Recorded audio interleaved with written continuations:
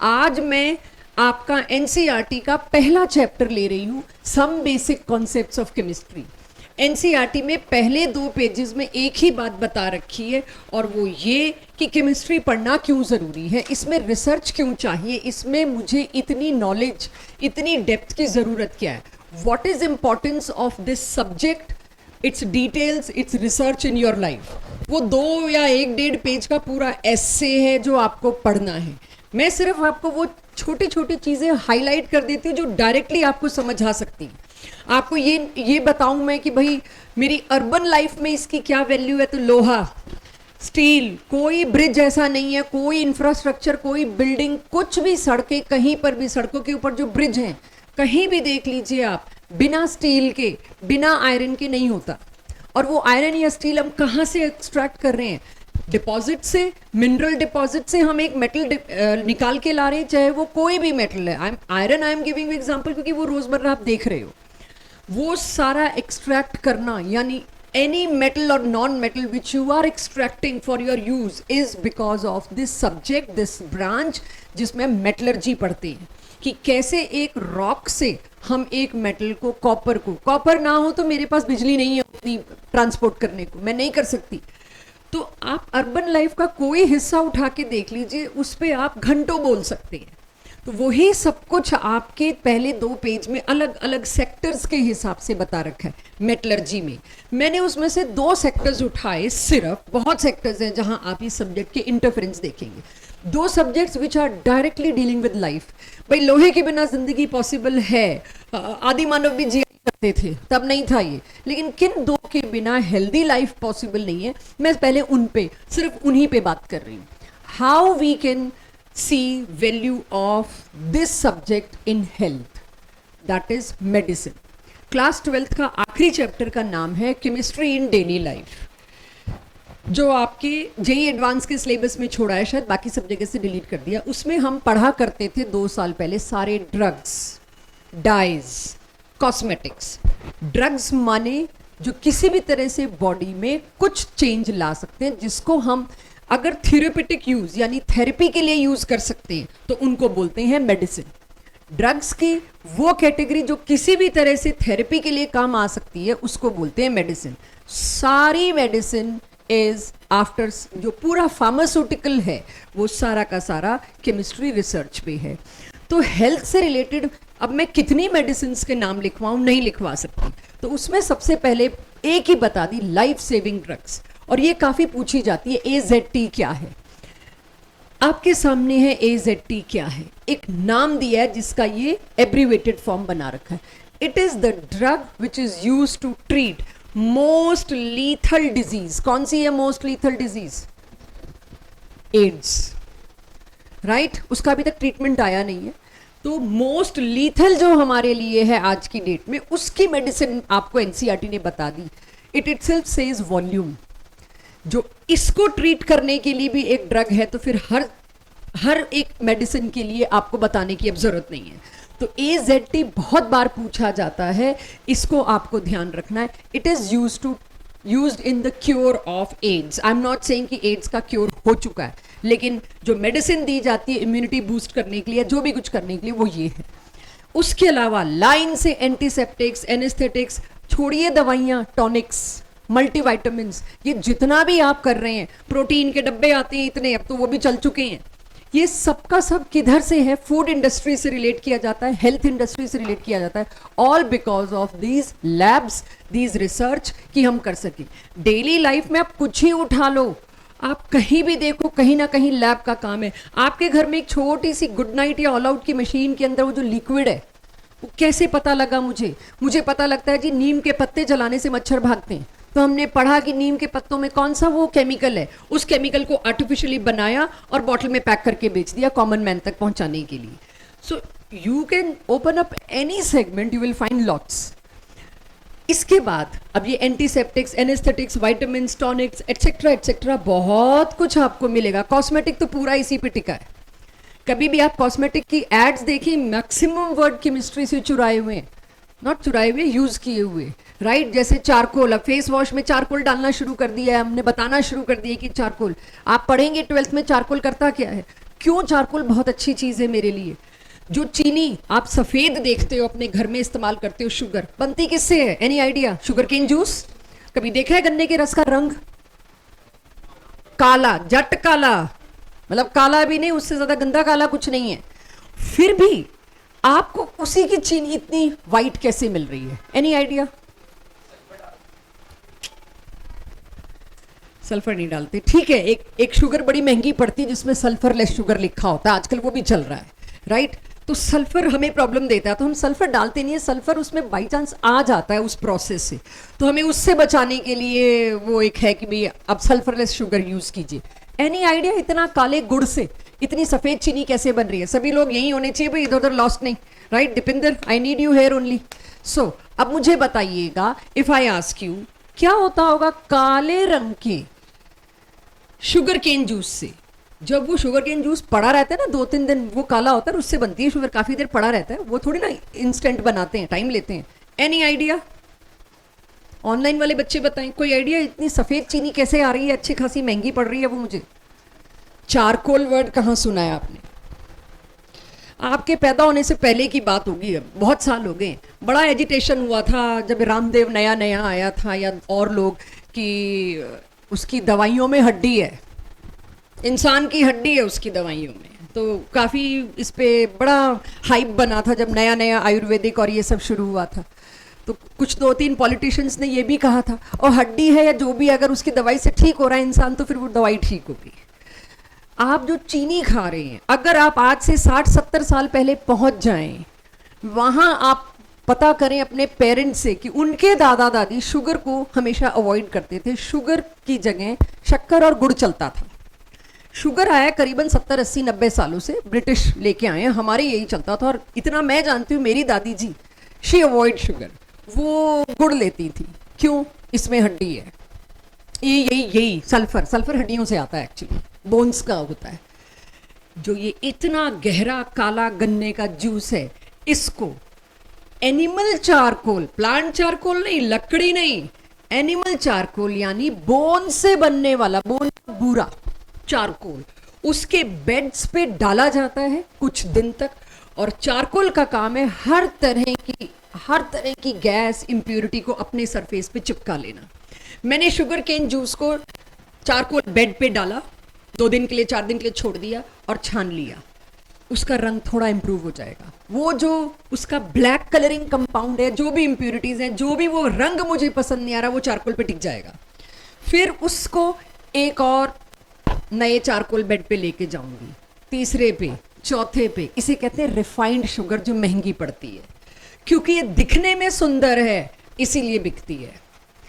तो ये refined sugar जो है, जो इतनी सस्ती भी पड़ती है, ये शुगर केन जूस को सुंदर दिखाने के लिए और पाउडर्ड फॉर्म में डालने के लिए आपको सफेद करके दी जा रही है तो ये गुड़ी।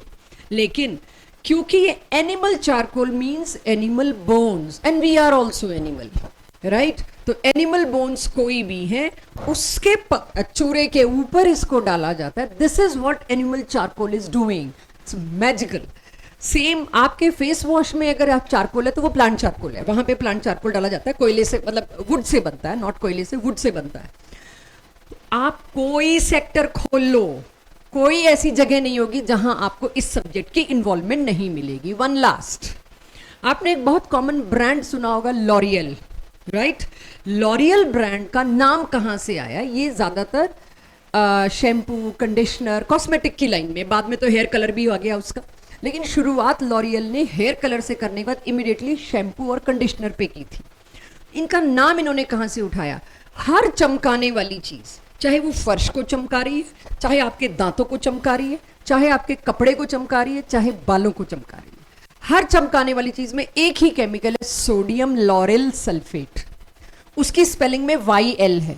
लॉरियल ने उस लॉरेल से अपना नाम उठाया, और ये जो ब्रांड है वो सोडियम लॉरेल सल्फेट से। आप टूथपेस्ट आज घर जाके देखिए जो आप इस्तेमाल कर रहे हो, उसमें भी सोडियम लॉरेल सल्फेट होगा।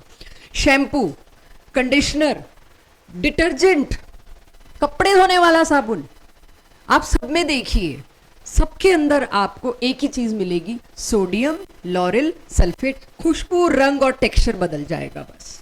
तो आप जो भी कुछ चमका रहे हैं, फर्श और बाल दोनों को चमकाने के लिए एक्चुअली केमिकल एक ही है। तो इस तरह से आप देखोगे you put anything, it is because of some chemical and that chemical is extracted, studied, researched and then allowed for the common man usage। तो आप कोई मर्जी उठा लीजिए सेक्टर, लाइन से आपको मिलने वाला है। मैं सिर्फ अब यहाँ लिखने में 2 ही लिखे, आपको इतने मेरे बताने से पता लग गया होगा दीज थिंग्स आर इंटरेस्टिंग। और अपने आप के लिए जानना तो बहुत ज़रूरी है कि आपके पास ब्रेड भी आ रही है तो उसके अंदर क्या केमिकल डाला जा रहा है जिससे वो इतनी सॉफ्ट है। घर पे मैं आटे की रोटी बनाऊँ उतनी सॉफ्ट नहीं बनेगी, why bread is so soft, right. तो वो सारे के सारे केमिकल, आप घर का जूस और रियल का डब्बा उठा के ले आए और ट्रॉपिकाना का डब्बा उठा के लाओ, उसके जूस का रंग, कंसिस्टेंसी सब अलग है।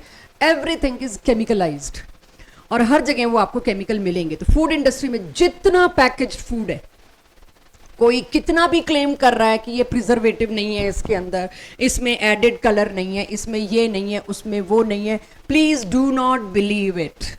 All packaged food consist of one or the other form of chemicals। जितना भी प्रिजर्वेटिव आप यूज करते हैं, इवन सॉल्ट, उसकी भी एक लिमिट है, आप कंज्यूम कर सकते हैं, उससे ज़्यादा आप कंज्यूम नहीं कर सकते। फर्टिलाइजर्स, अब फूड इंडस्ट्री में किसान भी आएगा, ज़मीन भी आएगी और फर्टिलाइजर्स भी आएंगे।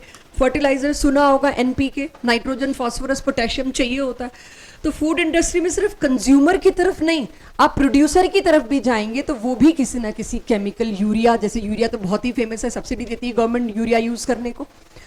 कोई मर्जी सेक्टर आप उठा लीजिए, this subject you will find, और इसकी इंपॉर्टेंस यहीं से पता चल जाती है। इसीलिए मुझे ये पढ़ना जरूरी है, इसका डीप रिसर्च ज़रूरी है। कई लोग कह देते हैं, हम खुद ही कहते हैं, क्या ज़रूरत है जेई के लिए केमिस्ट्री आने की, क्या ज़रूरत है नीट के लिए केमिस्ट्री आने की, हमने कहाँ यूज़ करना है। This chapter will tell you, आप जेई और नीट के लायक बन ही नहीं सकते अगर आप ये चैप्टर नहीं पढ़ते।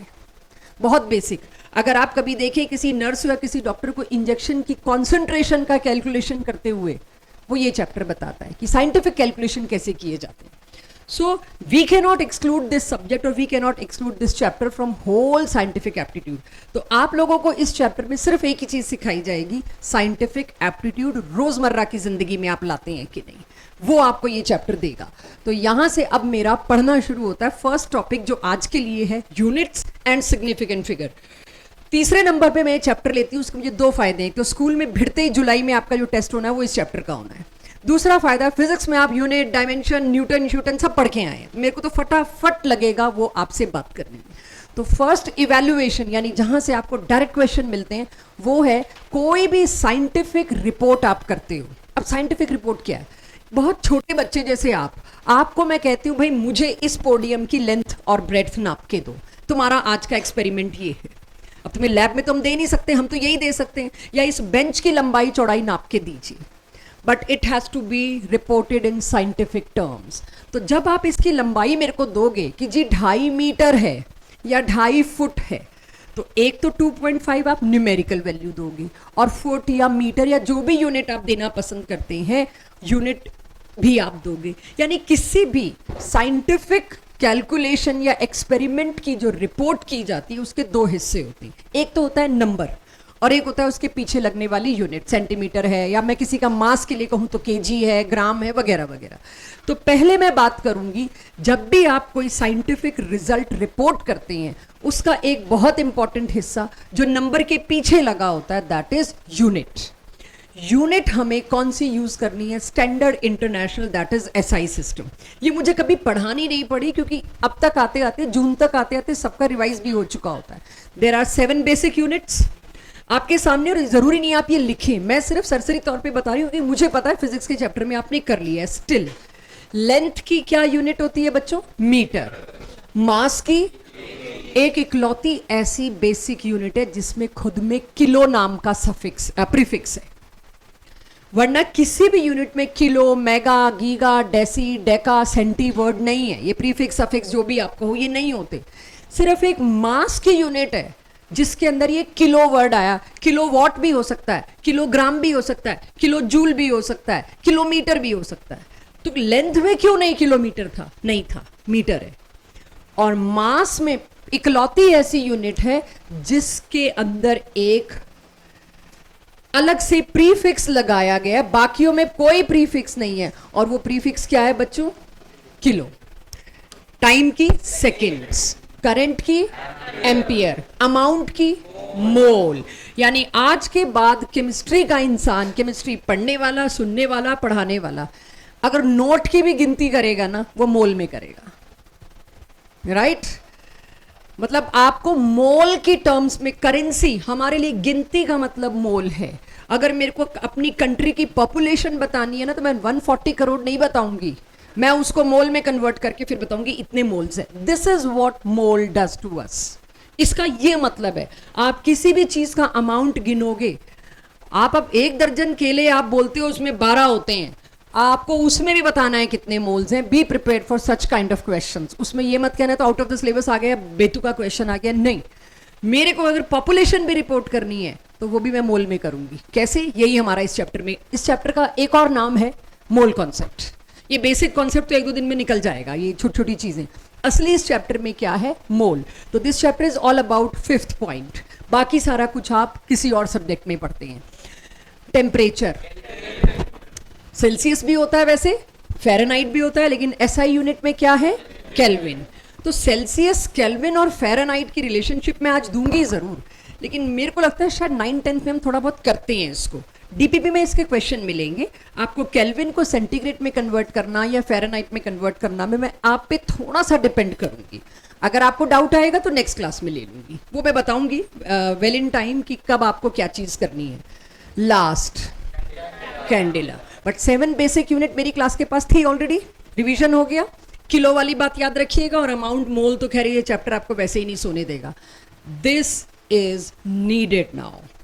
पहले मेरे साथ समझिए और बताइए, ये सारे प्रीफिक्सेस हैं जो यूनिट के आगे लगाए जाते हैं। आपके लिए कुछ नए हैं, कुछ आपको कराए जा चुके हैं। एटो 10 की पावर -18, फर्मी मैंने आपको करा दिया था। लेटर ऑन सभी सफिक्स, सभी प्रीफिक्सेस के पीछे ना ओ कॉमनली बनाने लगे, तो फर्मी को क्या बना दिया? फेम्टो। ठीक है, फर्मी और femto one is the same thing. 10 की पावर -15। पी को क्या होता है? 10 की पावर -12, 10 की पावर -9, 10 की पावर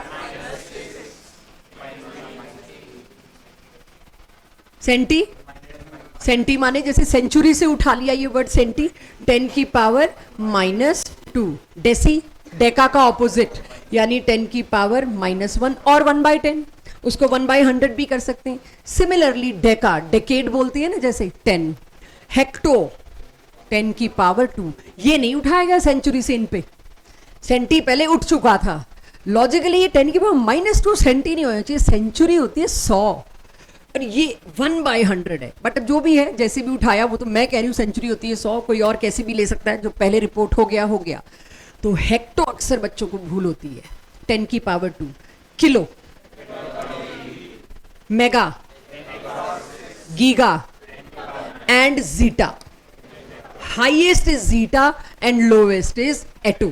आपको नोट करना है, आप नोट करिए, वरना ये बुकलेट में है, ये कभी ऐसे पूछे नहीं जाते, क्योंकि आपके सिलेबस का हिस्सा है, इसलिए मैंने लिख दी है। आज जो आपको बुकलेट दी गई है उसके अंदर इससे भी ज्यादा है, वो कभी भी आपके काम में आ सकते हैं। दिस इज समथिंग जो धीरे धीरे कहते हैं ना इनग्रेव हो जानी चाहिए, तो हमारी डिफॉल्ट मेमोरी में आ जानी चाहिए कि इतना तो हमें पता है कि पीको क्या होता है, एंगस्ट्रॉम क्या होता है और गीगा क्या होता है। तो आई होप ये पहले से सुनी हुई थी, कुछ एटो और जीटा जैसी चीजें नहीं सुनी हुई होंगी, बाकी आई होप आपकी सुनी हुई थी। वो आएगी कुछ स्पेसिफिक यूनिट्स में, जो धीरे धीरे आपको बताएंगे, और फिर हम पढ़ेंगे डिराइव्ड यूनिट्स जो आपको ऑलरेडी आती हैं, बट स्टिल बात करेंगे। सबसे पहले जो पिछली 7 यूनिट्स मैंने लिखी, उसमें मेरे लिए थोड़ी सी नई थी इस सब्जेक्ट के हिसाब से, टेम्परेचर। तो पहले तो मैं टेम्परेचर बात करूंगी। मास को लेके फिजिक्स बहुत बात करता है, अमाउंट को लेके पूरा चैप्टर है मोल, राइट। तो जो टेम्परेचर है, पहले मेरे को उसके बारे में बात करनी है, जो ये सब्जेक्ट ज्यादा डिटेल आपको देता है। टेम्परेचर में आपने बताया केल्विन इज एसआई यूनिट, लेकिन क्या मैं टेम्परेचर डिग्री सेंटीग्रेड में प्रेजेंट कर सकती हूँ? यस। अगर मैं टेम्परेचर डिग्री सेंटीग्रेड में प्रेजेंट कर सकती हूँ, तो क्या रिलेशन है केल्विन और डिग्री सेंटीग्रेड का? इसे नोट करिए सभी लोग। आप जो भी डिग्री सेंटीग्रेड में टेम्परेचर रिपोर्ट करते हैं, उसमें 273.15 ऐड कर देंगे, तो आपको टेम्परेचर क्या मिलेगा? टेम्परेचर मिलेगा केल्विन। यानी कि 25 डिग्री का मतलब एक्चुअली 298.15 केल्विन है। अक्सर कैलकुलेशन में हम 0.15 निकाल दिया करते हैं। तीनों स्केल मैं आपके सामने ड्रॉ कर रही हूँ। यहाँ सिर्फ एक बात क्लियर करनी जो अक्सर असर्शन रीजन में आपको रिसीव होगी और आप गलत करोगे, और वो क्या, डिग्री सेंटीग्रेड स्केल देखिए जो सबसे कॉमन है। ये अपने घर में जो थर्मोमीटर होता है उसमें क्या होता है, नहीं मरकरी तो होता है। टेम्परेचर स्केल कौन सा होता है, फ़ारेनहाइट। क्या नॉर्मल टेम्परेचर आता है बॉडी का उसमें 98.4। तो जल्दबाजी में कभी गलती से 98.4 डिग्री सेंटीग्रेड मत बोल देना, पानी उबल जाता है 100 डिग्री पे। 98.4 डिग्री सेंटीग्रेड नहीं है, वो केल्विन भी नहीं है ऑफ कोर्स, वो क्या है, फ़ारेनहाइट। एनीवेज, सबसे पहले जरा ध्यान दीजिए सेंटीग्रेड वाले स्केल पे। अगर सेंटीग्रेड वाला थर्मोमीटर मैं आपके सामने लाके रखूं 0 डिग्री, जिसपे वाटर फ्रीज होता है या मेल्ट होना शुरू होता है, और वाटर का बॉइलिंग पॉइंट, हर स्केल के 2 ही मार्जिन होते हैं। वाटर के फ्रीजिंग पॉइंट से शुरू करो और वाटर के बॉइलिंग पॉइंट पे लाओ। ऐसा नहीं है कि उसके आगे नहीं जा रहे, 1200 केल्विन टेम्परेचर भी नाप रहे हैं हम पूरी इंडस्ट्री में, आयरन जहां मेल्ट होता है। पॉइंट इज कंपैरिजन जब 3 स्केल का करना है तो तीनों के लिए एक ही चीज चूज कर लेती हूं मैं। तीनों स्केल में वाटर जब मेल्ट होता है, या सॉरी आइस जब मेल्ट होती है या वाटर जब फ्रीज होना शुरू होता है, वो टेम्परेचर तीनों में सामने सामने रख दो, कंपैरिजन वहां से शुरू होगा। तो डिग्री सेंटीग्रेड में कब, 0 डिग्री सेंटीग्रेड पर। केल्विन में 0 डिग्री को अभी अभी मैंने कन्वर्ट किया कितना, यानी इस लाइन पे कौन सा टेम्परेचर आएगा, 273.15 डिग्री फ़ारेनहाइट पे। सेम मेरे पास क्या आ गया, 32 डिग्री। इससे आप तीनों की रिलेशन भी निकाल सकते हो, इसकी और इसकी रिलेशन भी निकाल सकते हो। इन तीनों में आपस में कोई भी रिलेशन आप निकाल सकते हो, ऑल्दो निकाल के मैंने नीचे दे रखी है, बट आप खुद भी चाहो तो निकाल सकते हो। तो ये तीनों के तीनों टेम्परेचर मैंने कौन से मेंटेन किए यहां पर, वाटर का freezing point. Point to be noted here is, degree centigrade में बीच में जो ग्रेजुएशंस या मार्किंग है वो 1 यूनिट, एक ऐसे करते करते 0 से 100 तक एक एक एक एक डिग्री की है। ऑब्वियसली होनी भी वो चाहिए थी, नहीं। जैसे ही मैं पहुंची केल्विन स्केल पर, पहले मुझे बताइए 0 से 100 तक कितनी लाइन आएंगी कुल मिला के, 0 से 100 तक 101। 0 को भी गिनना पड़ेगा ना मेरे को, ये छोटे क्लास के बच्चों के साथ करते हैं ना मेंटल एप्टीट्यूड, वो किया मैंने आपसे। सो 0 से 100 मिला के कितनी लाइंस होंगी, 101 लाइन। जब मैंने यही केल्विन स्केल में गिना 273.15 से 373.15 तक भी सेम नंबर ऑफ लाइंस थी। इसमें भी 101, इसमें भी 101, मतलब गैप इज सेम। समझ रहे हैं, गैप इज सेम। फ़ारेनहाइट के बारे में मैं ये नहीं कह पाई गैप कितनी लाइंस का है।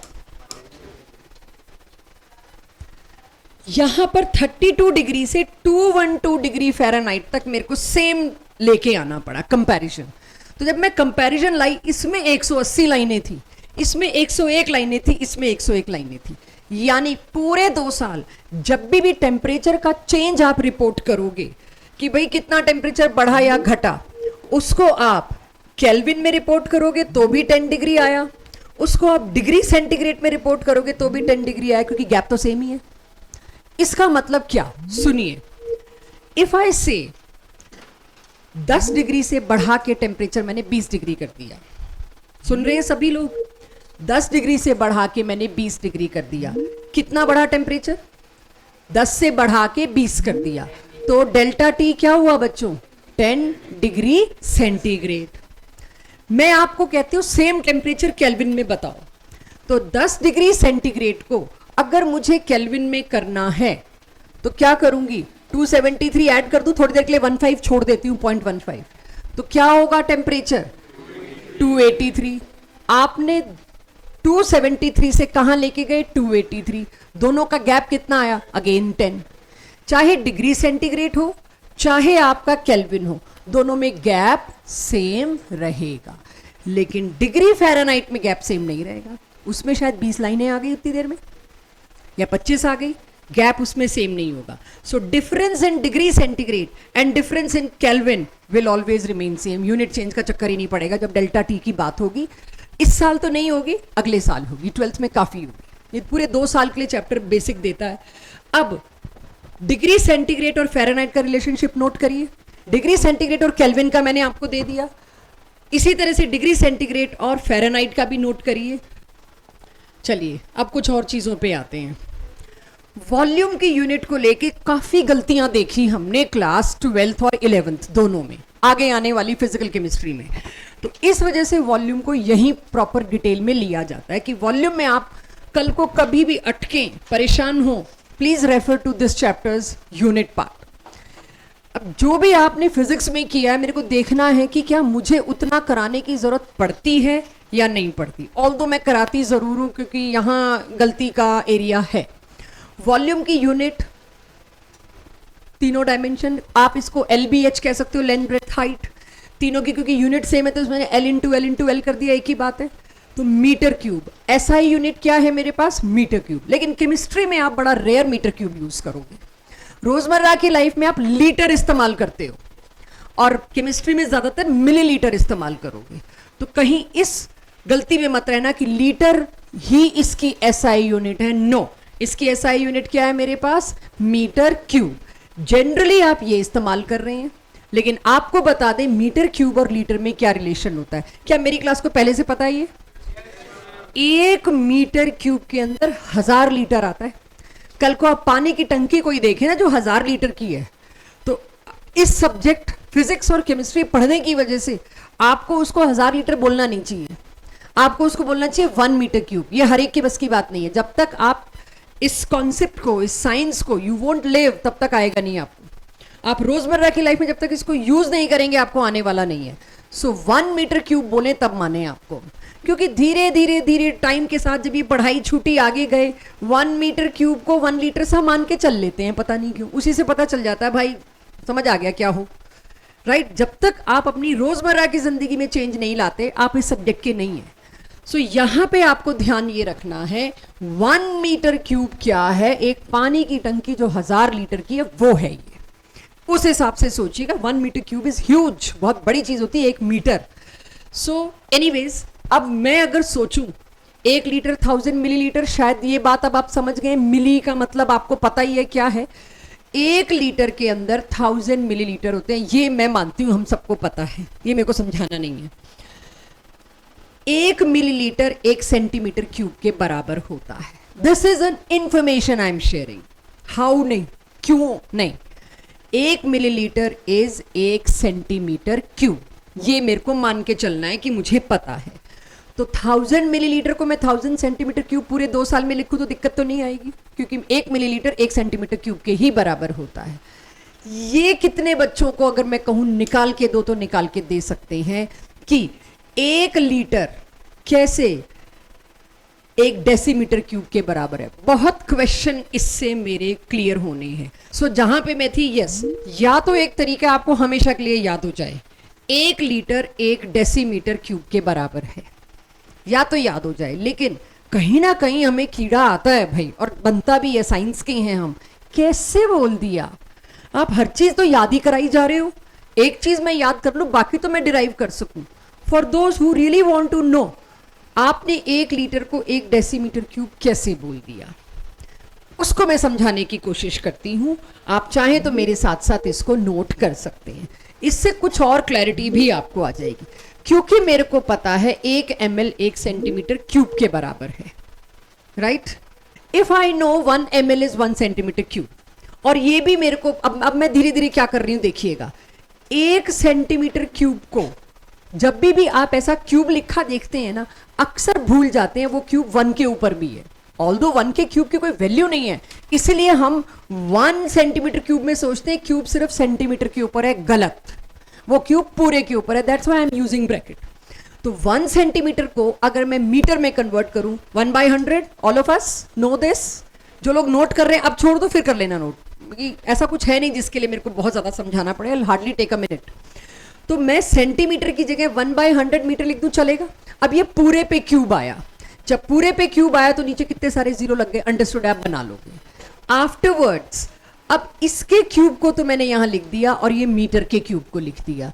नाउ कमिंग नेक्स्ट, मेरे को यहां पर ये पता है मैं क्या कर रही थी, मैं 1 लीटर को कन्वर्ट करने चली हूं। तो 1 लीटर क्या है, 1000 सेंटीमीटर क्यूब। जब 1 centimetre cube is this metre cube, तो 1000 centimetre cube is multiplied by 1000, तो इस पूरे से 1000 मल्टीप्लाई किया, ये खाली 0 0 ही खेल रहे हैं हम, बट स्टिल बचा क्या मेरे पास 1/1000। और अभी आपने डेसी पढ़ा है, 1/10 को क्या बोलते हैं, डेसी। ये कितने डेसी हुए, 3 डेसी हुए, तो d की पावर क्यूब। दैट्स वाई आई से इट 1 डेसीमीटर क्यूब। मैंने अपने एक्सपीरियंस से देखा है, बच्चे इसको रटे हुए होते हैं, 1 लीटर 1 डेसीमीटर क्यूब के बराबर है। लेकिन ये पता पाना कैसे, डिराइव कर पाना, if you can do it, आप इसमें कॉन्फिडेंट रहेंगे, आपसे कहा कभी नहीं जाएगा डिराइव करो, नेवर। बट आपको पता होना चाहिए, उसके लिए थोड़ा टाइम बिताना जरूरी था, सो आई डिड। नोटेड एवरीबॉडी, जिसको नोट करना है। चलिए, तो इस तरह के कुछ यूनिट कन्वर्जन में आप लोगों ने फिजिक्स में किया है यूनिट कन्वर्जन्स, ओके। तो अगर मैं आपको आज की क्लास के एंड में कहूं मेरी डिस्प्लेसमेंट इतने मीटर है और इतने सेकंड में, तो उसको किलोमीटर पर मिनट में कन्वर्ट कर पाएंगे ना आप? ये मेरी क्लास का एंड का टारगेट है आज, तो आई विल चेक क्या कर पाएंगे क्या नहीं कर पाएंगे। ऑफ कोर्स हम अच्छे क्वेश्चन ही डिस्कस करेंगे आपके साथ। So if this is over with everybody, किसी को यहां कोई डाउट कि 1 लीटर को 1 डेसीमीटर क्यूब कहते हैं, ये आप सबके लिए आ गया? चलिए, उस डेसीमीटर क्यूब में डी के ऊपर क्यूब है, ये मत भूलना। कल को डेसी की जगह 1/10 लेके मेरे पास आ जाओ, डेसी का मतलब क्या है वो भी पता होना चाहिए, क्यूब का मतलब क्या है। अब थोड़ा सा ऑफ द रूटीन जाते हैं, मतलब जिस तरह से रूटीन में आप कन्वर्ट करते हो एक यूनिट से दूसरी यूनिट, वो आपको बहुत आसान लगेगा क्योंकि वो साइंटिफिक तरीका नहीं है। अभी मैंने आपको कह दिया ना, इतने माइल्स को किलोमीटर में कन्वर्ट करो, इधर उधर देखोगे कैसे, राइट? तो कन्वर्जन मीटर किलोमीटर का ही नहीं है, कन्वर्जन बहुत तरह का है। प्रेशर यूनिट पास्कल्स आएगी, अभी बहुत कुछ आएगा। तो जब ज्यादा आने लगता है तो मुझे एक सिस्टमेटिक तरीका चाहिए, वो मैं आपको दिखा रही हूं। जो यूजुअल तरीके से करते हैं उसको बंद करना पड़ेगा सिर्फ इस चैप्टर के लिए, कि ये तो मैम ऐसे ही हो जाएगा, आप क्यों इतना लंबा तरीका बता रही हो? लंबा तरीका उसके लिए बता रही हूं जहां बहुत लंबे कन्वर्जन आएंगे वही। तो लिसन, अगर कोई मेरे को कहता है मीटर क्यूब को सेंटीमीटर क्यूब में कैसे कन्वर्ट करोगे, राइट? मीटर क्यूब को आप सेंटीमीटर क्यूब में कैसे कन्वर्ट करेंगे, और ये इंफॉर्मेशन हमेशा गिवन होगी, यार्ड्स देंगे, माइल्स देंगे, बहुत कुछ देंगे, उसकी इंफॉर्मेशन आपको दी होगी, आपको वो नहीं रटा रहे कि 1 मीटर में 100 सेंटीमीटर होते हैं। ये जानते हुए आप मीटर क्यूब को सेंटीमीटर क्यूब में कैसे कन्वर्ट करोगे? तो 1 metre cube, again that bracket, metre को मैंने किस में कन्वर्ट किया? सेंटीमीटर में। ऊपर इंफॉर्मेशन दे ही रखी है, इस क्यूब का मतलब क्या आ गया? 10 की पावर 6। ये क्लियर सबको? अगर आपके सब्जेक्टिव एग्जाम में आए, आपको करके दिखाना पड़ेगा। ऑब्वियसली ये होता है, ये लिख के नहीं आओगे। Everybody will see this and give you marks. और एसर्शन रीजन में, ऑब्जेक्टिव में कभी ऐसी चीज आ गई तो आप गलत नहीं कह सकते क्या तरीका कर रखा है। अब एक और पूछ लेती हूं, मीटर क्यूब से सेंटीमीटर क्यूब कर ले तो मैं रिवर्स पूछ लेती हूं। सेंटीमीटर क्यूब को मीटर क्यूब में करना है तो उसके लिए भी अगेन वही चीज करनी है, और ये आपको गिवन होगा हमेशा, 1 सेंटीमीटर इज 1/100 मीटर्स। तो मैंने इसका क्यूब किया तो इसका भी क्यूब किया, 10 की पावर -6। आप ये नहीं कह सकते ये वाला यहीं तो उठा के लेके गए मैम, 10 की पावर 6 को -6 ही तो करना है, मार्क्स 0 मिलेंगे आपको। कहाँ? वो अब अगली स्लाइड आ रही है। तो तभी मैंने कहा जो यूजुअल तरीके से आप करते हैं उससे आपको हटना पड़ेगा, क्योंकि साइंटिफिक नोटेशन फॉलो करने पड़ते हैं। If I am talking international, if I am talking to exchange my research to other scientist in other countries, I have to go by scientific methods. ये क्लियर है? इसमें तो कोई दिक्कत नहीं आएगी। अगली स्लाइड से मैं जो भी करूंगी उसका एक एक चीज नोट करनी कंपल्शन होगी। Now things will get little complicated for short while, फिर एंड बहुत इंटरेस्टिंग टॉपिक से करेंगे, सिग्निफिकेंट फिगर से। तो अब ये अपने हिसाब से मैं आपको कह रही हूं जी, बेसिक यूनिट्स में कन्वर्ट करिए। तो इमीडिएटली आप कर सकते हैं 12.3 इंटू 10 की power -12 metres, microseconds 15.5 into 10 की पावर -6 सेकेंड्स। तो ये भी कुछ खास नहीं था, ये भी था जी पिकोमीटर और माइक्रो की आदत डालनी है, जो बाई चांस आप स्ट्रक्चर ऑफ एटम पहले कर चुके, इसलिए आपको ये बहुत इजी लग रहा होगा, क्योंकि स्ट्रक्चर ऑफ एटम में हमने ये सब करा दिया। अगर ये पहला चैप्टर होता तो ये ऐसे ही कराना पड़ता। तो इस तरह के यूनिट्स के लिए तो मुझे लगता नहीं आपको दिक्कत आएगी अब तक के पार्ट में। अब आगे हम बढ़ते हैं साइंटिफिक तरीके से। जब आप यूनिट को दूसरी यूनिट में कन्वर्ट करते हैं, उसके लिए यूनिट कन्वर्जन फैक्टर नाम की एक चीज आती है, वो क्या होता है। अब हम उधर बढ़ते हैं। यहां से मुझे एक एक चीज आपकी कॉपी में चाहिए समझने के बाद, पहले नहीं। बीच में जो नोट करते हैं वो इसमें फंसेंगे। आज की क्लास में अब तक ऐसा मैंने कुछ नहीं लिया जो आपको पहले नहीं आता था, ये है वो। तो अब कहीं आप नोट करने के चक्कर में फंसे ना, तो ध्यान दीजिए। आपको कंप्लीट करके दिखाना है एक कन्वर्जन, और वो कन्वर्जन है किलोमीटर से मिलीमीटर। एक झटके में तो नहीं होगा। आप कैसे करोगे? पहले किलोमीटर को मीटर में करोगे, तो किलोमीटर को मीटर में कन्वर्ट करने के लिए क्या करते हो? 1000 से मल्टीप्लाई। उसके बाद मीटर को किस में कन्वर्ट करोगे? कोई सेंटीमीटर में जाएगा पहले, कोई सीधे मिली में चला जाएगा। देखने वाली बात है कैसे जाओगे। Always these factors will be given to you. तो इसका लोड मत लेना, मेरे को तो पता ही नहीं मिलीमीटर और सेंटीमीटर की रिलेशन क्या है। 1 सेंटीमीटर में 10 मिलीमीटर होते हैं। सारी रिलेशन आपको हर क्वेश्चन में दी जाएगी, इसका लोड मत लीजिएगा। Question is convert, question mark दोनों फिल करने हैं आपको। और ये पिकोमीटर का जब जरूरत होगी अगले में दूंगी आपको मैं, आप कर लोगे। पिकोमीटर वाला तो आपका होमवर्क डालूंगी मैं, या अभी करोगे मेरे सामने। कैसे करते हैं कन्वर्ट देखिए। साइंटिफिक तरीका, मुझे आपने दिया 1 किलोमीटर इज 1000 मीटर्स। मैं सबसे पहले ये सबको एग्रीड है क्या चीज है। अब यार्ड्स में, माइल्स में, फीट में, किसी में भी आए, आपको ऐसी इंफॉर्मेशन जो दे रखी है वहां से यूनिट कन्वर्जन फैक्टर निकालना है मेरे को। यूनिट कन्वर्जन फैक्टर में यूनिट को नीचे ले जाओ। यूनिट को अगर मैं नीचे ले जाऊंगी तो क्या होगा? 1000 मीटर बाय किलोमीटर। यहां क्या रह जाएगा? सिर्फ 1। जब यहां सिर्फ यूनिटी रह गया, इसको कहते हैं यूनिट। यूनिटी मतलब 1, यूनिट कन्वर्जन फैक्टर। ये ऑब्जेक्टिव तक में देखा हुआ है, which is the correct combination of unit conversion factors for following conversion. इस वाले कन्वर्जन के लिए कौन सा यूनिट कन्वर्जन फैक्टर का सीक्वेंस करेक्ट है? आप तो वहीं फंस लोगे, हमने तो आज तक ऐसे किया नहीं। हम तो सीधे किलोमीटर को मीटर में कन्वर्ट करते हैं, फिर मीटर को सीधे मिलीमीटर में कर देते हैं, सेंटीमीटर भी नहीं लाते बीच में। फिर यहां पर आपसे आंसर की इच्छा नहीं है किसी को। आंसर तो इस वक्त 8th क्लास का बच्चा दे देगा इसका। द साइंटिफिक प्रोसेस वो क्लियर किया जा रहा है आपके साथ। तो आप इसमें लपक के आंसर पे आए तो चारों में आंसर तो ऑप्शन में सेम ही मिलेगा, वो कॉम्बिनेशन अलग अलग गड़बड़ होगा। तो अब यूनिट कन्वर्जन फैक्टर मैंने कैसे बनाया? वो जो 1 किलोमीटर लिखा हुआ था उसकी यूनिट को मैं नीचे लेके आ गई, सिर्फ यूनिट को। अगला मतलब पहला यूनिट कन्वर्जन फैक्टर था जैसे मीटर, किलोमीटर को नीचे लाई। क्यों? अभी बात करेंगे। फिर अगला यूनिट कन्वर्जन फैक्टर कैसे बनेगा? मीटर को नीचे ले आऊंगी। तीसरा कैसे बनेगा? सेंटीमीटर को नीचे ले आऊंगी। ये क्वेश्चन में गिवन है तो मेरे लिए बनाना मुश्किल नहीं है। अब करते हैं जी। मेरा क्वेश्चन क्या है? 1 किलोमीटर को आप मिलीमीटर में कन्वर्ट करिए। तो अब मैं उसका प्रोसेस, ये होती है 4 ऑप्शंस में एक ऑप्शन करेक्ट दी हुई, कहीं कुछ ना कुछ ऊपर नीचे इधर उधर यूनिट का कर रखा होता है, देख के सारा सेम लगता है। My question is convert 1 kilometre into millimetre. Now I need to check, क्या इससे मेरे आंसर में मिलीमीटर अपने आप आ रहा है? वो मेरे को देखना है। अब मैंने 1 किलोमीटर को पहले यूनिट कन्वर्जन फैक्टर से मल्टीप्लाई किया, 1000 मीटर बाय किलोमीटर। दूसरा कन्वर्जन फैक्टर क्या हुआ? मीटर नीचे लेके गई, 100 सेंटीमीटर बाय मीटर।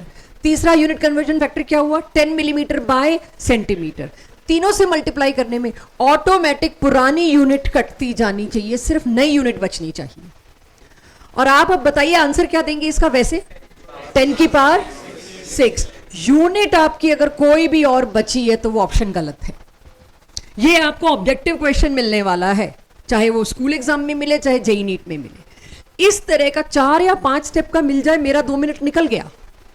और उसमें ये सोचना पहले तो वैल्यूज ठीक हो और सारी पुरानी यूनिट्स कटती जानी चाहिए, नई यूनिट ऐड ऑन होती जानी चाहिए। मैंने 3 का दे दिया, अगले 5 का दे सकते हैं।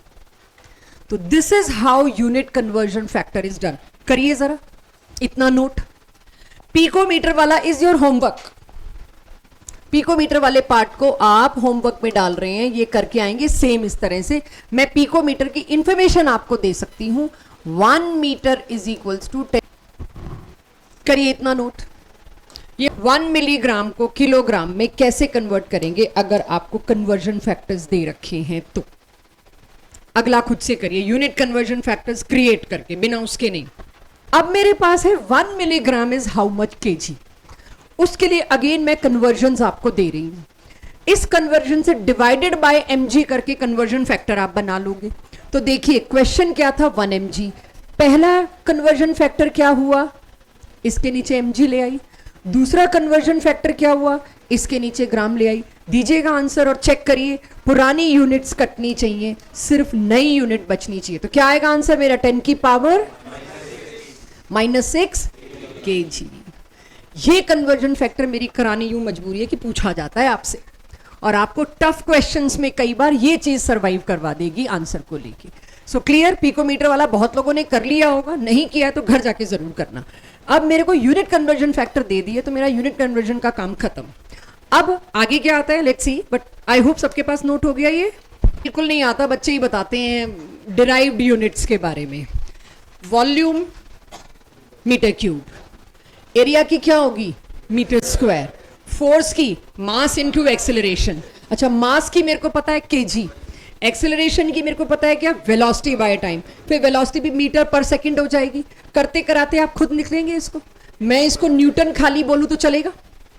जो आपकी फोर्स की यूनिट आती है उसको to give respect to Newton उनके नाम पे डाल दिया गया, दैट इज न्यूटन। ऐसे ही हमने फ्रीक्वेंसी की भी पढ़ी थी, हर्ट्ज। हर्ट्ज इज व्हाट, 1/टाइम, यानी ऐसा यूनिट की बात हो तो 1/सेकंड या सेकंड इनवर्स। डेंसिटी, ठीक है, तो मैंने वेलोसिटी को भी वेलोसिटी लिखा। अगली स्टेज आपके लिए छोड़ दी कि ये आप कर लेते हैं। Density, I am waiting. Mass by volume formula नीचे, यूनिट चाहिए सीधे, किलोग्राम पर मीटर क्यूब। ठीक है, डेंसिटी का फॉर्मूला आपको आता है, pressure, force per unit area. तो न्यूटन मीटर स्क्वायर थोड़ा शॉर्टकट हो जाएगा, राइट। न्यूटन बाद की बात है, आपको पहले बेसिक यूनिट्स की टर्म में ये देना आना चाहिए। तो क्या दूं, आई एम वेटिंग। केजी, चलो, और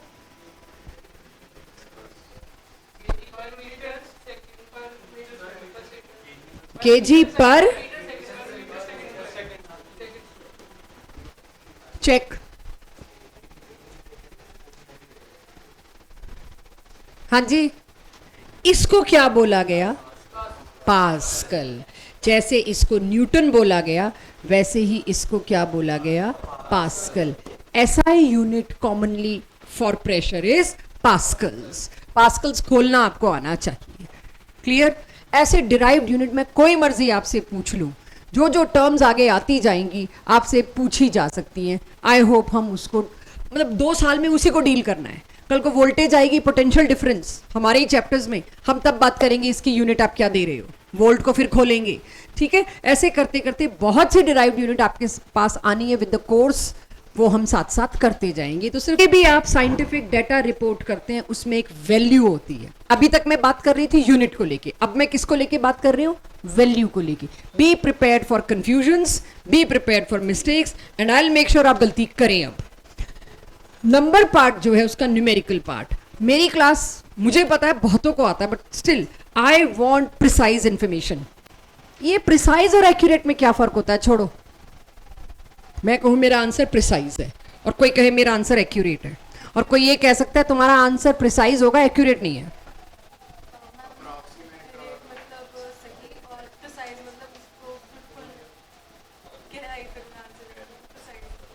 और कुछ क्वाइट क्लोज, और कुछ कोई मेरे आंसर को ये कह सकता है आपका आंसर प्रिसाइज होगा, एक्यूरेट नहीं है।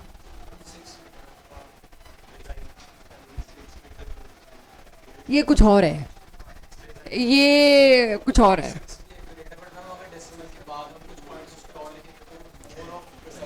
अच्छा, तो वैसे मतलब ठीक है, जितने डेसिमल्स मैं कवर करती जाऊंगी उतना ज्यादा तो मतलब एक थिन लाइन है, हाँ, प्रिसाइज नहीं होगा। अच्छा ठीक है,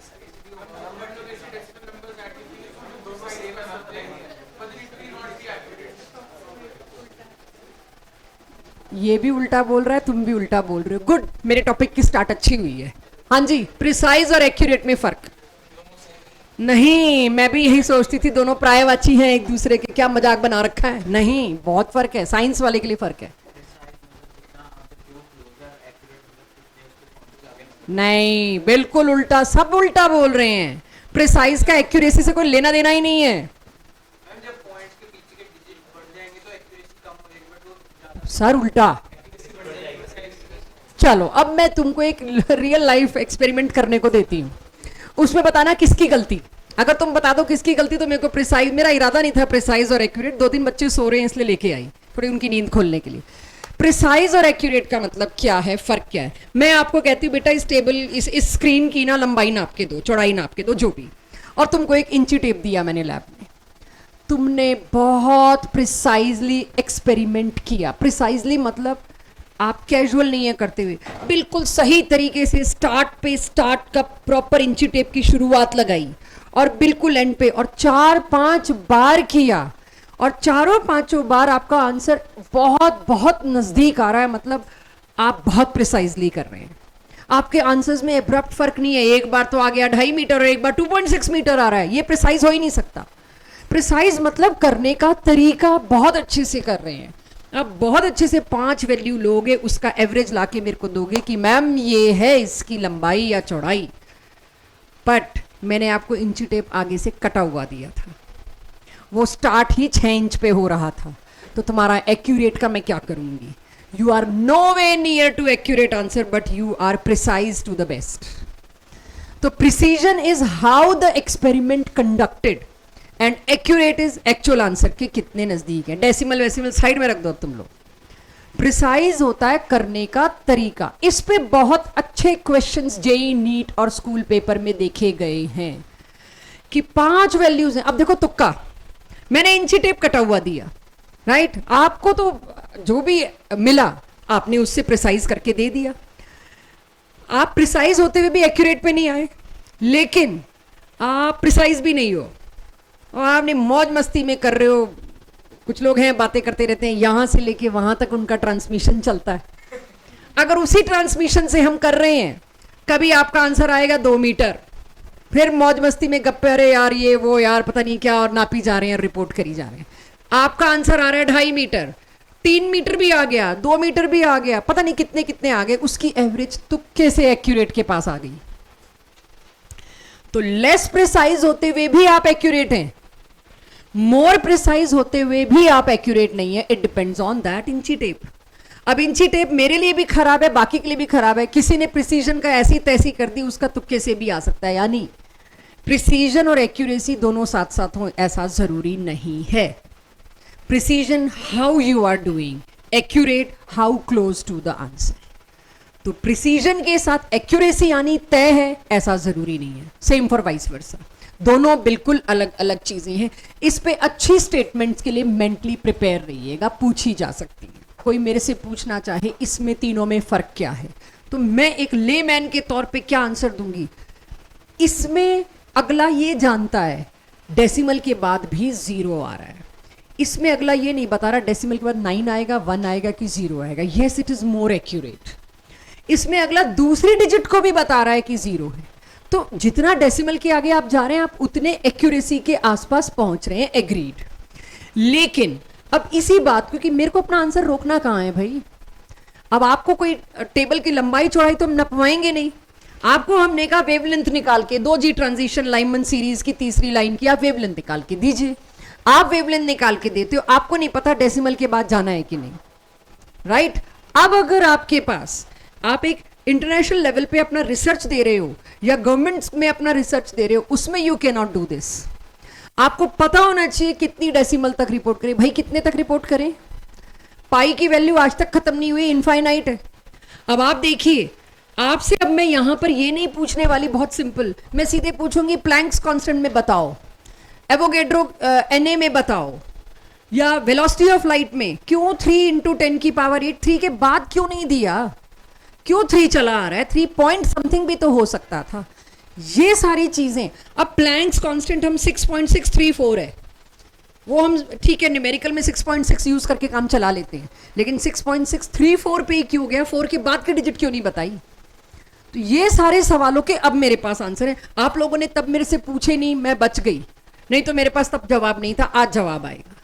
यानी कोई भी साइंटिफिक रिपोर्ट आप करते हो तो आपको वो आंसर सही कौन सा है, क्या पता मेरे को आंसर 6 ही देना हो, ये बेवकूफ़ी हो देना उस केस में। मैं तो सोच रही हूँ वो ज़्यादा एक्यूरेट है, लेकिन वो बेवकूफ़ी हो गई। ये आपको अब पता चलेगा। आपका आंसर, आपसे सब्ट्रैक्शन, एडिशन, मल्टीप्लिकेशन, डिवीजन के आंसर पूछूंगी आज मैं टेस्ट में, क्लास टेस्ट में। इसलिए नहीं कि आपको मल्टीप्लाई डिवाइड करना आता है कि नहीं आता, आपको ये आया कि नहीं आया, कहां तक आंसर रोकना है। these three are different, quite different from each other if I talk about scientific community. तो उसके लिए एक टर्म आई, भाई हमें ये बताओ क्या करना है, सिग्निफिकेंट फिगर्स। सिग्निफिकेंट फिगर्स का मुझे नहीं पता मैथ्स फिजिक्स में आपने क्या मतलब समझा है, केमिस्ट्री में एक अलग मतलब है इसका। Total number of digit count करनी होती है एक आंसर में। अब मैं तो आंसर्स को रिपोर्ट करने का तरीका ही ढूंढ रही हूं किसी भी एक नंबर में, including last digit which is uncertain. कितने लोग हैं जिनको ये बात अनसर्टेन वाली पता थी? उसी हिसाब से मेरा आज का लेक्चर जाएगा। नन। गुड। तो मैं अब बिल्कुल बेसिक से पढ़ाऊंगी। कोई भी साइंटिफिक आंसर जो किसी किताब में दिया है, उसके अंदर वो आंसर हमेशा वहां रोका जाता है जहां पर आखिरी डिजिट में हम श्योर नहीं है। अगर आप एक ग्रोसर की शॉप पे या एक सब्जी वाले से 1 किलो आलू आप लेते हैं, तो उसके डिजिटल बैलेंस पे 1.003 आता है या 1.12 भी आता है। 1.12 पे आप एक्स्ट्रा पैसे ले लेता है वो आपसे, लेकिन 1.005 आ रहा है, 7 आ रहा है, वो छोड़ देता है। ठीक है, सुनार के यहाँ करके देखो, ये वो 0.000 के आगे पता नहीं जितने जीरो उसके स्केल में है वो उसके पैसे लेगा मुझसे। तो दोनों के लिए अलग अलग हो गई वेट की डेफिनेशन, कहिए वेट की डिमांड। उसको सब्जी वाले को डेसिमल के बाद को देखना है फर्स्ट डिजिट तक। वो सब्जी वाले के लिए क्या है, 1 किलो 100 ग्राम, 1 किलो 200 ग्राम, वो फर्स्ट डिजिट तक चला लेता है। सुनार तो मेरे को लगता है अब तो खैर 12-13 डिजिट तक पहुंच गए होंगे, क्योंकि इट अफेक्ट देम। तो हर एक के लिए अलग बात आ जाती है। वही चीज आप अपने आंसर को तब तक रिपोर्ट करोगे, तब तक चलाओगे डेसिमल के बाद, जब तक आप अनसर्टेन डिजिट पे ना आ जाओ जहां आपके बैलेंस को ही नहीं पता ये क्या होगा।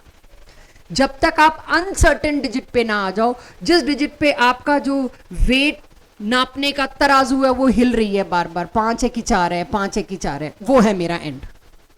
वहीं पे मशीन एंड हो गई मेरी।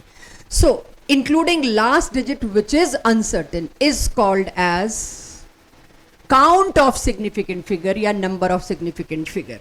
डेफिनेशन नोट करिए क्विक। तने everything fine, doesn't seem normal, या आता है टॉपिक? अगर ये टॉपिक आता है तो टेस्ट लो, कई बार होता है, दो और फ्री होके घर जाओ, otherwise tell me if something is bothering you. Okay, so अब आपके पास सिग्निफिकेंट फिगर की आज के बाद कोई आपसे पूछे तो आपको ये पता होना चाहिए, it is number, it is count of digits in any reported answer in which it is a rule, it is certain कि आखिरी डिजिट उसकी नॉट श्योर है, आखिरी डिजिट उसकी अनसर्टेन है। वो होते हैं सिग्निफिकेंट फिगर्स जो मेरे को अब गिनने हैं। सिग्निफिकेंट फिगर गिनने के 4 रूल्स हैं, राइट?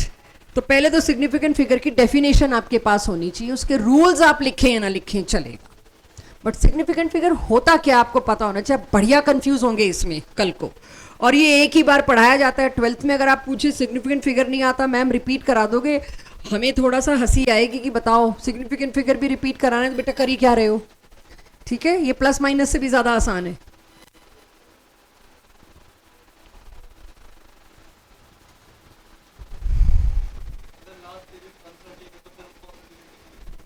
लास्ट जहां पे अनसर्टेनिटी शुरू हुई वहीं आंसर को रोक देते हैं। अब वही समझा रही हूं, ये तो अभी इंग्लिश लैंग्वेज दे दी, इसको अप्लाई करके अभी बताऊंगी तुमको। ठीक है, सो अब पहले तो मेरे को गिननी है किसी भी आंसर में। अगर मैं तुमको कहती हूँ 1.003 ग्राम किसी चीज का वजन है, इसमें कितने सिग्निफिकेंट फिगर्स हैं, ये पहले तो गिनने का रूल। थोड़ी देर कुछ समझ नहीं आएगा खास, शांति रखिएगा। 4 रूल्स बता रही हूं और आपसे क्वेश्चन पूछ रही हूं, you will find it very interesting. तो जब भी कोई साइंटिफिक आंसर आप आज के बाद देखेंगे, उस आंसर में जितने भी नॉन जीरो डिजिट्स हैं सारी की सारी सिग्निफिकेंट हैं। आंसर रिपोर्टिंग कहां रोकनी है वो आखिरी है इसका बच्चों। तो अभी से मत इस टेंशन में रहना, मुझे तो बताया नहीं आंसर, रोकू काम, वही पे क्लास एंड होगी। अभी आपको गिनना सिखा रहे हैं कौन सी डिजिट सिग्निफिकेंट होती हैं। हर उस डिजिट को आप गिनोगे बिना दिमाग लगाए, फालतू का। जो भी नॉन जीरो डिजिट है सारी काउंट करनी है आपने, जो मैं आपको साइंटिफिक आंसर रिपोर्ट कर रही हूं। जितने भी जीरो दो नॉन जीरो डिजिट के बीच में फंस गए, ये नंबर जाना पहचाना है। जितने भी जीरो नॉन जीरो डिजिट के बीच में फंस गए वो भी आप गिनोगे।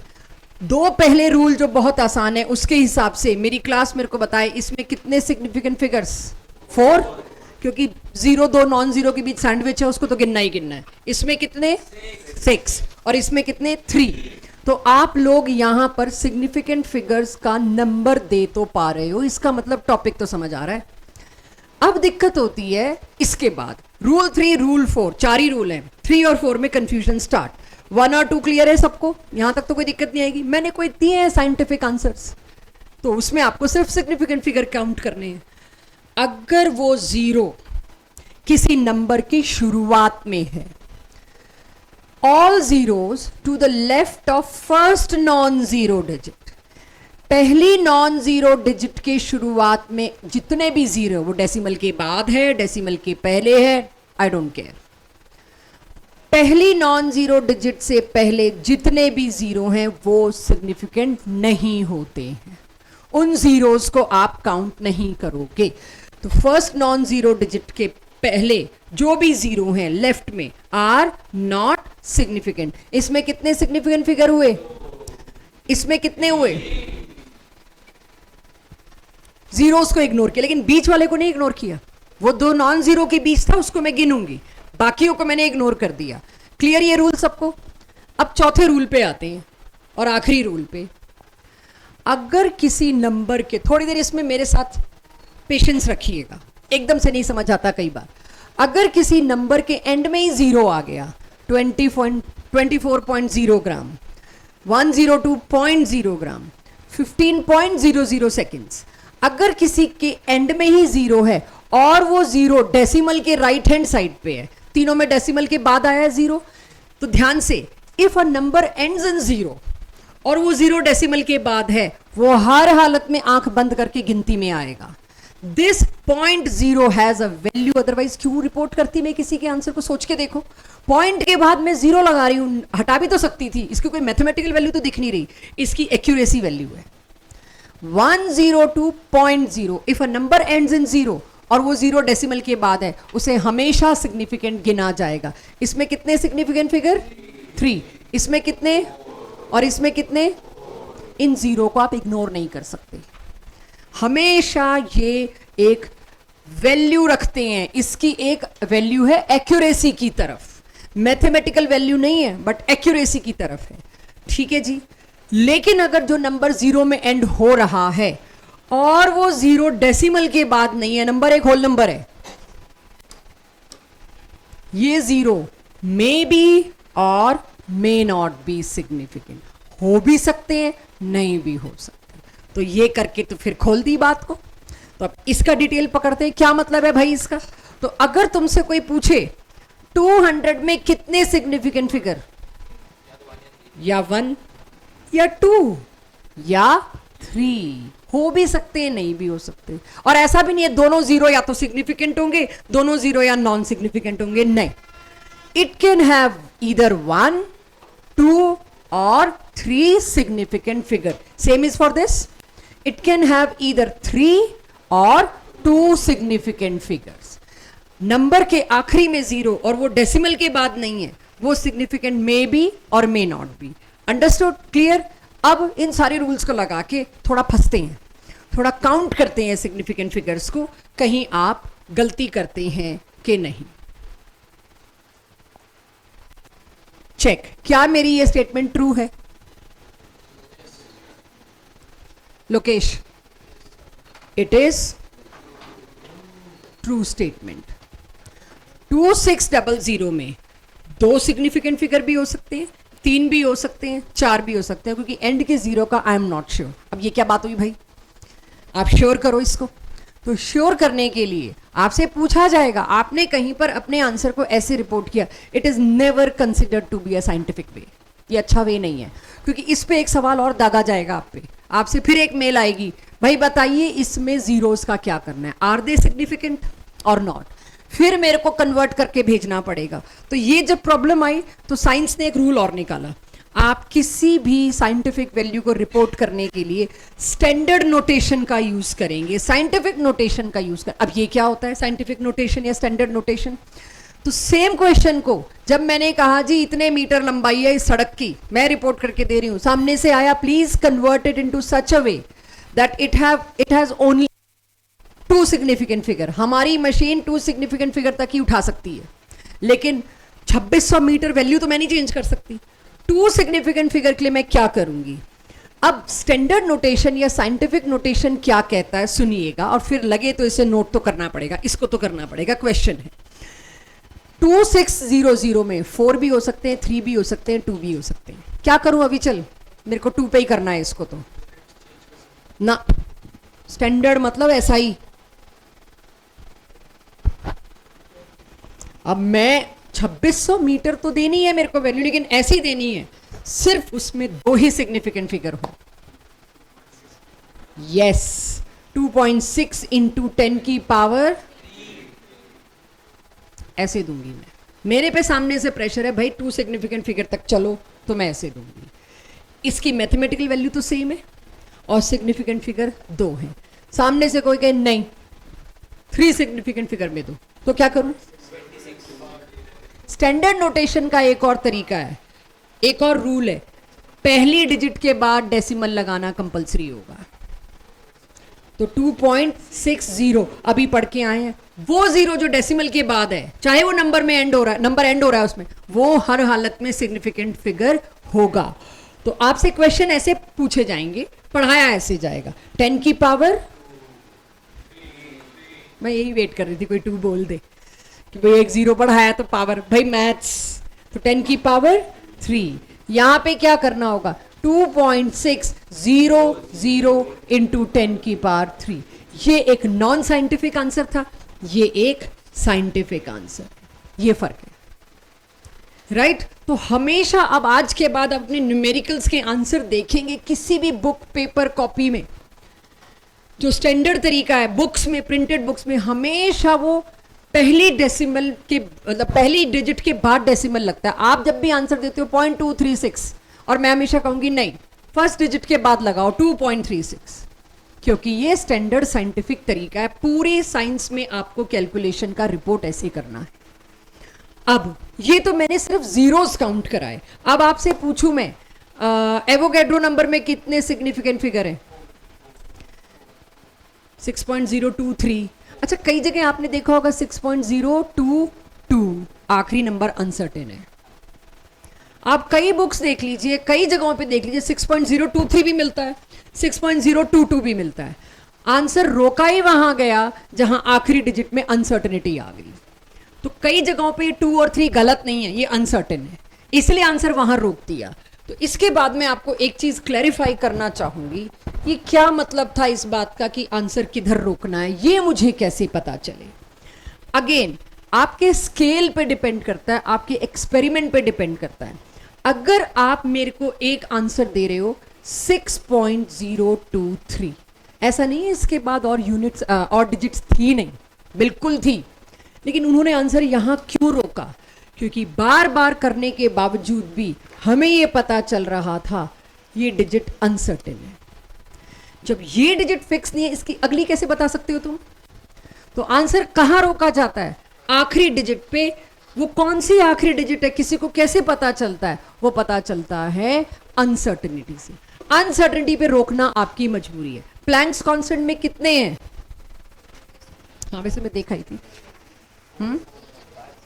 मैं देख लेती हूँ, वैसे तो चल जाएगा, आज का तो कुछ है ही नहीं ऐसा, जेई का अलग और सब्जेक्टिव अलग। जी मैंने क्या पूछा? प्लैंक्स का पूछा ना? हाँ, प्लैंक्स के अंदर कितनी?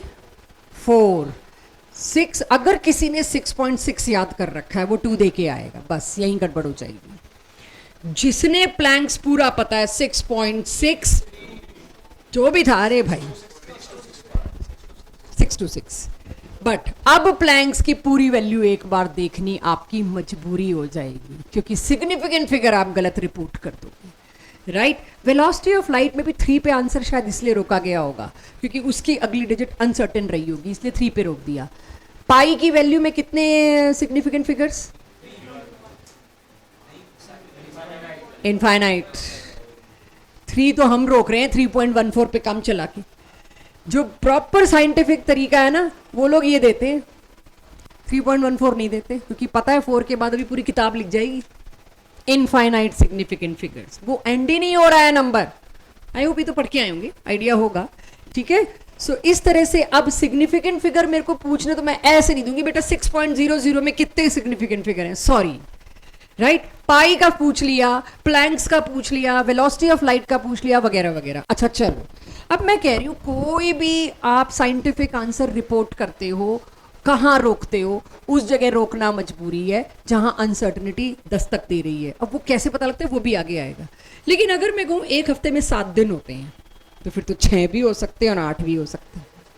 1 दर्जन में 12, अरे ये क्या बात हुई, 13 भी हो सकते हैं, 11 भी। Is it okay in day to day life? No, whole number के लिए नहीं है ये लॉजिक। जो पूरा का पूरा एग्जैक्ट नंबर है ना 4, जैसे हम कहते हैं in a week there are 7 days, तो ये 7 का 6 नहीं कर सकती, दिस इज नॉट अनसर्टेन। तो ये सिग्निफिकेंट फिगर वाली सारी बात जो लग रही है वो एग्जैक्ट नंबर्स पे नहीं लग रही। अ सेंचुरी इज 100, राइट, तो वो 100 ही है, वो 101 नहीं हो सकती, वो 99 भी नहीं हो सकती। सो ये सिग्निफिकेंट फिगर वाली बात सिर्फ और सिर्फ एग्जैक्ट नंबर एक्सक्लूड हो जाएंगे इससे। अब मैं आंसर रोकती कैसे हूं, कहां? Last part, calculations. अब आप देखिए एडिशन और सब्ट्रैक्शन में क्या रूल लगता है। छोटी छोटी क्लासेस में जब समझाया गया होगा, आंसर यहां रुकवाया कभी आपसे? कभी नहीं रुकवाया। आप जब छोटी क्लासेस में एक एडिशन का आंसर देते हो तो ऐसे देते हो, अरे हमें तो ये डेसिमल भी देना है। लेकिन जब इन 3 चीजों को मैं ऐड कर रही हूं, सपोज ये 3 चीजें किसी एक बॉक्स में रखे 3 सामान का वजन है, एक बॉक्स का वेट है, आपको रिपोर्ट करने को कहा गया, उसके अंदर 3 चीजें हैं। आपने ये जो भी उसमें एक अलग आइटम थी उसका वेट डाला जी इतने ग्राम, दूसरी आइटम का इतने ग्राम, तीसरे का इतने ग्राम, सम करके आप दे रहे हो। जब मैं दूसरे आइटम का वेट दे रही हूं, मैं इस डिजिट पे आंसर रोक रही हूं। मुझे दे रखा है इसका मास 3.1 ग्राम है, एक बॉल है जिसके ऊपर लिखा हुआ है 3.1 ग्राम है, साइंटिफिक, मतलब 1 इज अनसर्टेन। अंडरस्टूड? तो अगर मेरी यही डिजिट सर्टेन नहीं है, ये डिजिट अनसर्टेन है, तो इन तीनों का सम भी अनसर्टेन होगा। How can I be sure about this 3? जब मेरे को पता नहीं ये 1 1 है कि एक कम या एक ज्यादा, my answer should not carry this 3। मेरे को लीस्ट सिग्निफिकेंट फिगर वाली या डेसिमल के बाद लीस्ट प्लेसेस वाली टर्म को चूज करना है और देखना है जब इन तीनों के सम में यहीं पर अनसर्टेनिटी आ गई, my answer should be this. तो अब आपसे इसमें सवाल क्या पूछे जाते हैं? इसमें सवाल पूछे जाते हैं what should be reported sum. Actual sum तो आप दे दोगे 30.13, but reported sum should be 30.13। अगर आप रिपोर्ट कर रहे हैं, आप साइंटिफिक कम्युनिटी से तो बेदखल कर दिए जाएंगे, आपका आंसर एक्सेप्ट ही नहीं होगा। कितनी मेथड आपकी स्ट्रांग हो, आपका आंसर एक्सेप्ट नहीं होगा। How can you be certain about 3 when I reported 3.1 to you? This 1 is not certain, तो their sum can not be certain. आपके आंसर को आपको वहां रोकना पड़ेगा। यस, आपसे अब तो देखिए, जब तक तो मैं आपसे normal numerical structure of atom के कर रहे हैं, आगे कर रहे हैं, कोई फर्क नहीं पड़ता। जब तक आप इस चैप्टर में, इस टॉपिक में, तभी तक फर्क है। आगे हम कैजुअल हो जाएंगे, लेकिन when we go to scientific things, means आप हायर स्टडीज में जाते हैं, आप वर्नियर कैलिपर, स्क्रू गॉज, ये भी देखेंगे आप अपने 11th 12th की फिजिक्स के एक्सपेरिमेंट्स में। आपके आंसर की रिपोर्टिंग तब बताएगी। आप जब भी प्रैक्टिकल फाइल्स आप 11th 12th में बनाएंगे, वो जो टेबल्स बनते हैं, आप उसकी एवरेज देते हो, आप देखना वहां आपको टीचर करेक्ट करेगा लैब का कि आपका आंसर 3.13 मत लिखो, 3.1 पे रोक दो।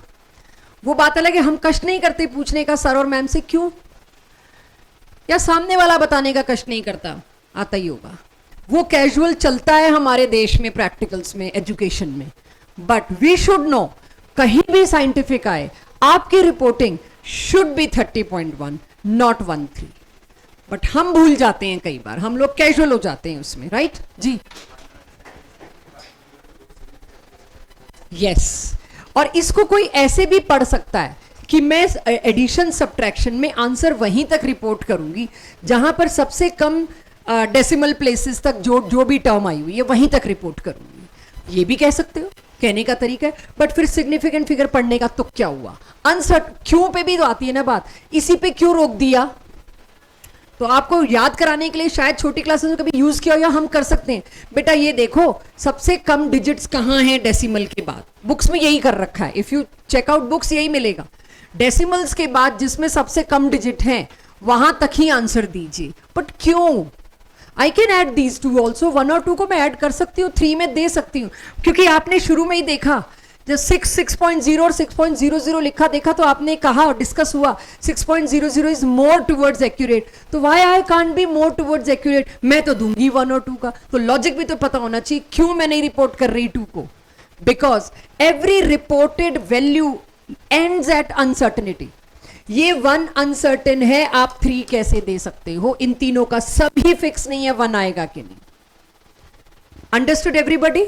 सो आपको इसीलिए नहीं, मैथ्स के तरीके से ये नहीं समझना जैसे जूनियर क्लासेस में कराते थे कि डेसिमल के बाद सबसे छोटी जो डिजिट्स हैं, सबसे कम डिजिट्स हैं, वहीं पे आंसर रोकिए। You should know the logic क्यों वहां पे रोकना पड़ा। अब आ जाता है रिपोर्टेड आंसर क्लियर। अब आता है मल्टीप्लिकेशन और डिवीजन में क्या करते हैं। मल्टीप्लिकेशन और डिवीजन में पहले तो आप एग्जैक्ट नंबर्स को इग्नोर करिए, लीस्ट प्रिसाइज नंबर ढूंढिए अदर देन एग्जैक्ट नंबर। अब एग्जैक्ट नंबर तो 4 है, इसको तो इग्नोर कर दो, वो तो मैंने बता दिया। A dozen must be having 12, counting में कभी ऐसी सिग्निफिकेंट फिगर वाली एरर नहीं होती। लीस्ट प्रिसाइज नंबर कौन सा होगा, जिसमें सबसे कम सिग्निफिकेंट फिगर्स होंगे। तो सबसे कम सिग्निफिकेंट फिगर किसके अंदर है, इसके अंदर कितने हैं 3, इसके अंदर कितने हैं 4, इसके अंदर कितने हैं 2। तो लीस्ट प्रिसाइज कैसे ढूंढा मैंने, उन चारों रूल्स को लगा के जिसमें सबसे कम सिग्निफिकेंट फिगर है उसको उठा के लाई, वो है लीस्ट प्रिसाइज। इसके सिग्निफिकेंट फिगर मैंने कितने गिने 2। इसका कैलकुलेटर से किया तो आंसर ये आ रहा है, और बहुत लंबा आ रहा था, मैंने अभी किया था आज, काफी लंबा आंसर आ रहा है। Where should I end, 2 significant figure पे। तो मेरा आंसर कहां रुकना चाहिए 0.0, ये दोनों तो सिग्निफिकेंट है ही नहीं, 52, यानी मेरा रिपोर्टेड आंसर 0.052 होगा। सारे रूल सब कुछ मैंने इसमें लगा दिया। अगर आप सिग्निफिकेंट फिगर गिनने लायक नहीं है, आप इसका सही आंसर नहीं दे सकते। आपको ये नहीं पता किसी भी नंबर की शुरुआत में 0 सिग्निफिकेंट नहीं होते, तब तक आप ये आंसर मेरे को सही नहीं दे पाओगे। 2 पे नहीं, कोई ना कोई तो 0.05 कर देगा, ये दोनों मैम आंसर गलत। सो रिपोर्टेड और एक्चुअल में फर्क है। मैथ्स आपको रिपोर्टेड नहीं दे रही है, एक्चुअल दे रही है। ये वाला जो स्ट्रीम या ब्रांच कह लीजिए आपको बता रही है आपने रिपोर्ट क्या करना है। तो अब एक्चुअल, प्रिसीजन, रिपोर्ट, ये सारी चीजें आपको क्लियर होनी चाहिए। Clear everyone? हाँ जी,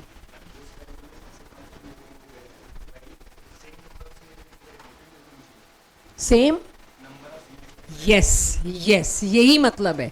जो सबसे कम सिग्निफिकेंट फिगर्स हैं वो गिन लीजिए, कितने हैं 2। आपके आंसर रिपोर्टेड में भी 2 ही सिग्निफिकेंट फिगर होने चाहिए। क्लियर है सबको? ये यहां तक कर लेंगे। तो अब लोग निंदियाए नजर आ रहे हैं। आखिरी जिस पे आज एंड होनी थी क्लास, वो मैं आपको दिखाना चाहूंगी।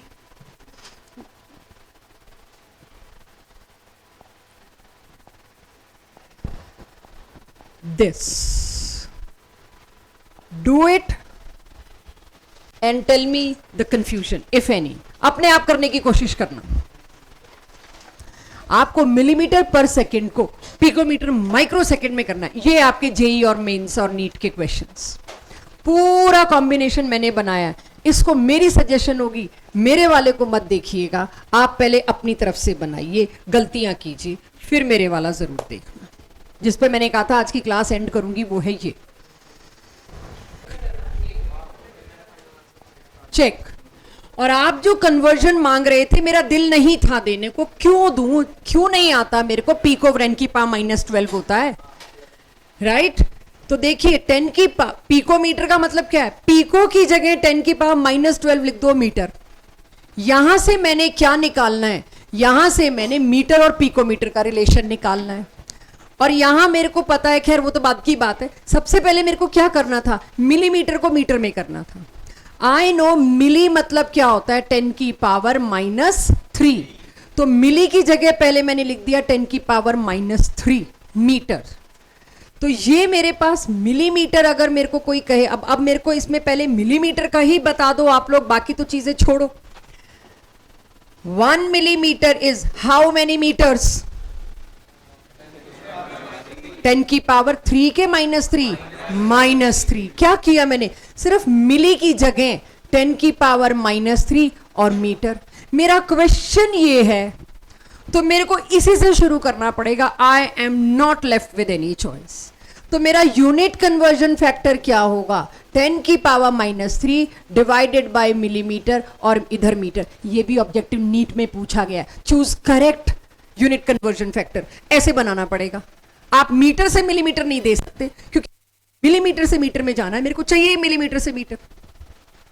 तो इस तरह से पहला यूनिट कन्वर्जन फैक्टर, तो 10 की पावर -3 या 1/1000 एक ही बात है।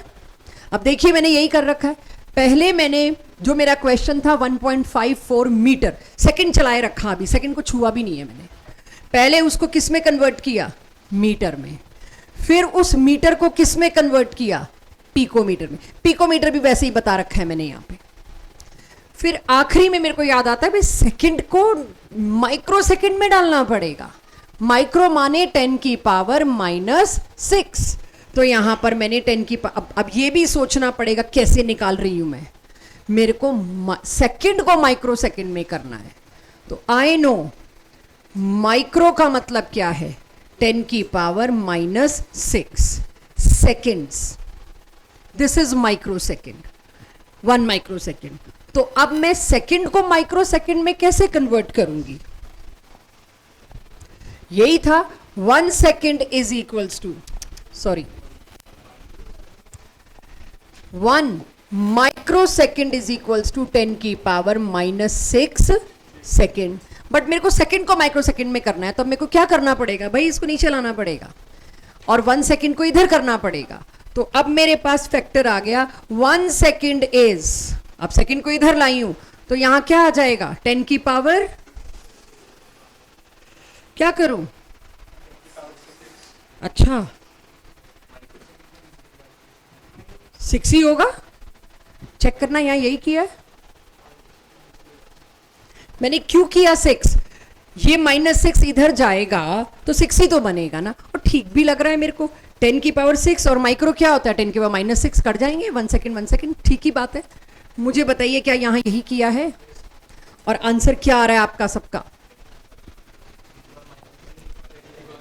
मैंने आंसर लिखा हुआ नहीं है, आप मेरे को सिर्फ पावर्स बता दो। ओवरऑल देखो 10 की पावर 3 नीचे थी, ठीक है, वो मैंने नीचे लिखी। 10 की पावर -12 नीचे थी, वो भी मैंने नीचे लिखी। ऊपर 10 की पावर -6, सारा कर करा के 10 की पावर्स बताइए, 3 के -3 answer should be in the range of 10 की पावर 3। ये है आपके स्कूल का जेई का नीट का क्वेश्चन। अगर ये किसी को क्लियर नहीं हुआ कि भाई मैं तो कंफ्यूज हो गई हूँ, हो गया, मेरे को तो और स्लो स्पीड में चाहिए, मेरे को ऐसे 4-5 एग्जाम्पल्स और चाहिए, अगली क्लास में 15 से 20 मिनट पहले आइए, ऐसे एग्जाम्पल्स करिए, घर जाके इत्मीनान से समझिएगा मैंने क्या किया है ये, इन केस आप नहीं पकड़ पाए तो। That's all about today's class.